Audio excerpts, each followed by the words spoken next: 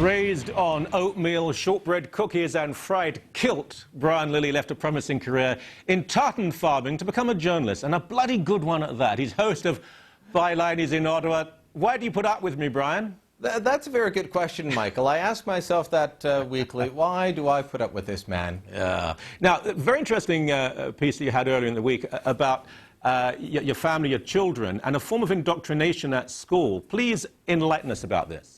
Well, it was on the weekend. My son started talking to me about climate change in a very worried way. It wasn't, oh, Daddy, I've heard about climate change. They've taught us a bit about this at school. I'd expect them to teach something about it. It's a rather important issue. It's talked about a lot in the media. But no, they didn't do that, and they didn't present more than one side. They showed an inconvenient truth, Michael. And so my son's worried that snow caps are melting, that sea levels are going to rise in swamp areas, and that soon you won't be able to walk outside with an ice cream cone, or it'll just melt and fall over. Yeah. So this is what was happening. No mention, by the way, of the recent study from the Metropolitan Office in the UK, the Weather Office, is saying, oh, yeah, by the way, the Earth hasn't warmed really since 1997. Now, you mentioned that the UK, that there was a legal case about this particular movie, and they concluded that there were numerous, I mean, not thousands, but there were numerous scientific and factual errors. The claim, I believe, was that there were 32, but a 2007 judgment by the British High Court found a legal basis to say, yes, there are 9 serious scientific errors in the film. So it can be aired as a, I mean, go and see the movie, that's your perfect right and freedom to do it, but to air this in school as being, if you like, gospel truth is incredibly bad teaching.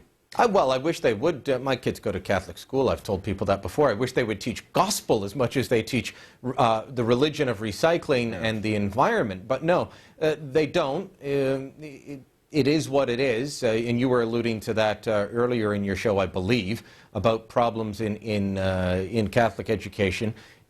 It's across the board, because while they're doing this in my son's school, showing an inconvenient truth, in the public board they were participating in something called National Sweater Day. And the point of National Sweater Day is to turn down the temperature and wear a sweater. Well, there were pictures posted online. This is all about saving energy, not to save money so that the school board has more money for books. No, this is about saving energy to save the planet, and it's done with the World Wildlife Fund and Loblaws.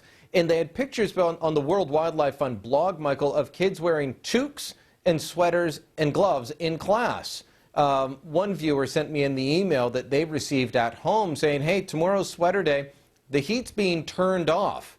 Low of -16 in Ottawa, rather mild day. It was just seemed peachy kind of day to turn off the heat in an old decrepit school building and let the children freeze. Did you speak to me? Most teachers are very reasonable. They're just ordinary people. There's 1 or 2 activists who can be irritating, but they're the minority. Did you speak to anybody at the school, the principal, or the head of the department, and say, look, why are you doing this? What about just ordinary teaching of kids? Well, we are in regular contact with the school board and with the school. I don't want to get too much into that in terms of the conversations, but there are activist teachers, you're right. You've heard these stories about litterless lunches, and there were stories about a year ago where a kid in Quebec was crying because his mother put a sandwich into a disposable bag and he was worried about not getting a prize. That sort of thing goes on in my school. The kids told that they cannot put anything in the garbage. In fact, they've got to bring all the garbage home because they're trying to encourage litterless lunches. Well, I do that because I've got 4 kids. I've got to be frugal. You can't just buy everything disposable. But dare send something wrapped in cellophane or not in a reusable container, and you can get notes. It will be sent home. This is what they're taught. This and bullying are the main ingredients on the curriculum as far as I can tell, and everything else is subservient to that. It is indoctrination. I called it socialist studies rather than social studies. Oh dear, maybe we need to bully them for a while. Brian, as always, a great pleasure. Thank you so much, my friend. Thank you, sir.